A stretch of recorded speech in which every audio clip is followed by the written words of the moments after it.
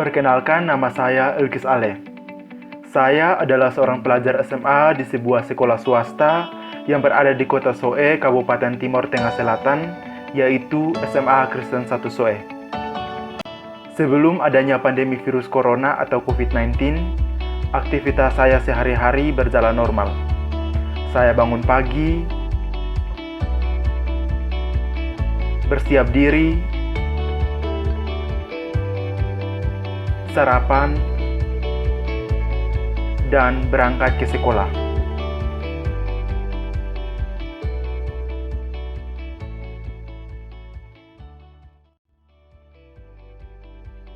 Presiden Jokowi mengumumkan kasus positif virus corona pertama di Indonesia. Namun setelah kemunculan virus corona di Indonesia dan menyebar ke seluruh daerah di Indonesia, dari pemerintah pusat sampai pemerintah daerah menghimbau kepada seluruh jenjang pendidikan dari TK sampai perguruan tinggi untuk meliburkan seluruh siswa-siswinya. Membuat kebijakan tentang proses belajar dari rumah bagi pelajar dan mahasiswa. Setelah diliburkan, aktivitas saya sehari-hari pun berubah. Dari yang belajar di sekolah menjadi belajar di rumah. Dari yang beraktivitas langsung dengan teman menjadi beraktivitas dengan teman di sosial media, dan masih banyak lagi.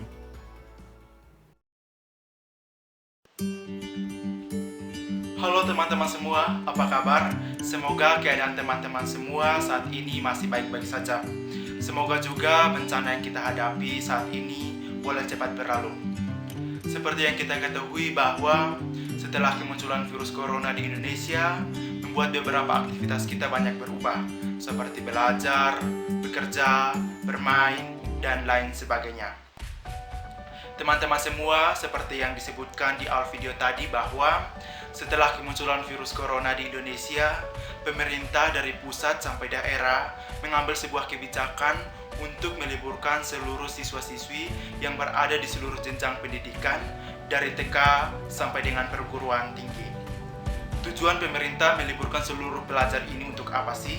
Nah, pemerintah bertujuan meliburkan seluruh pelajar ini untuk memutus rantai penyebaran virus corona yang berada di bidang pendidikan. Namun bukan berarti pemerintah meliburkan juga dengan proses belajarnya.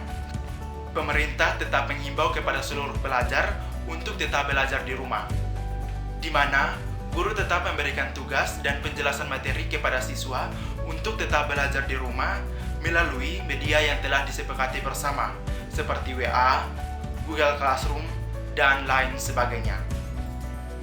Namun, ketika kita belajar di rumah, terkadang membuat kita kurang fokus karena berbagai gangguan, cepat bosan karena tidak ada teman komunikasi, tidak konsisten dalam belajar, dan lain sebagainya yang membuat kita belajar di rumah kurang efektif dan tidak menyenangkan.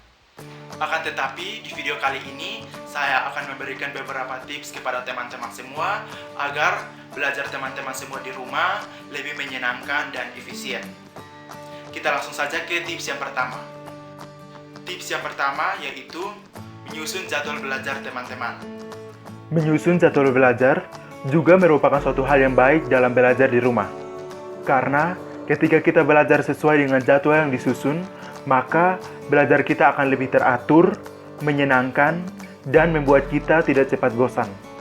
Buatlah jadwal belajar layaknya sekolah seperti biasa, mulailah belajar pada jam yang ditentukan.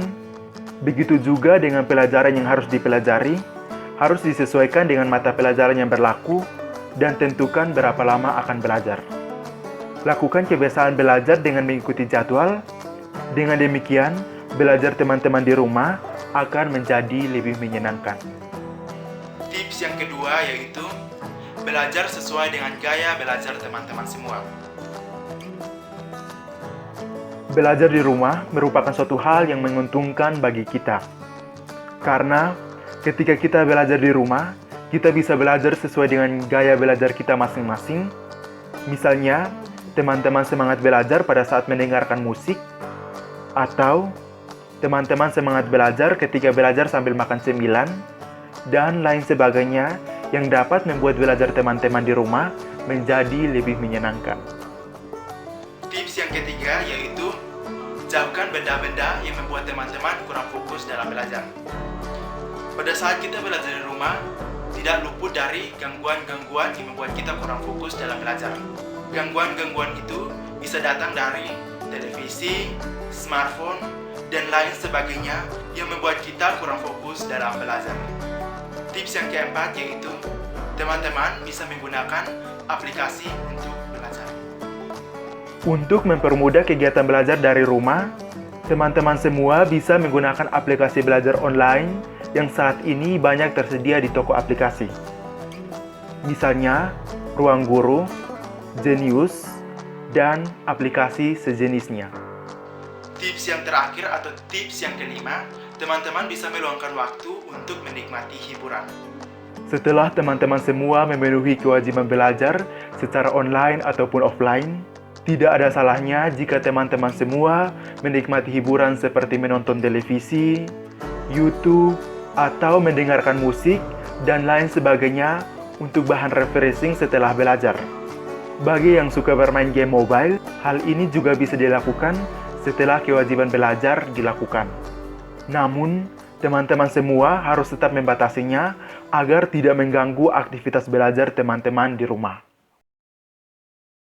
Sekian beberapa tips belajar di rumah dari saya.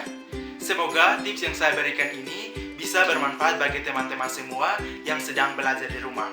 Dan semoga juga tips yang saya berikan ini bisa menambah semangat belajar teman-teman semua. Pesan dari saya untuk keadaan yang sedang kita hadapi sekarang ini, yaitu jangan bosan-bosannya di rumah, karena itu yang membuat kita bisa melewati bencana yang sedang kita hadapi saat ini. Terima kasih.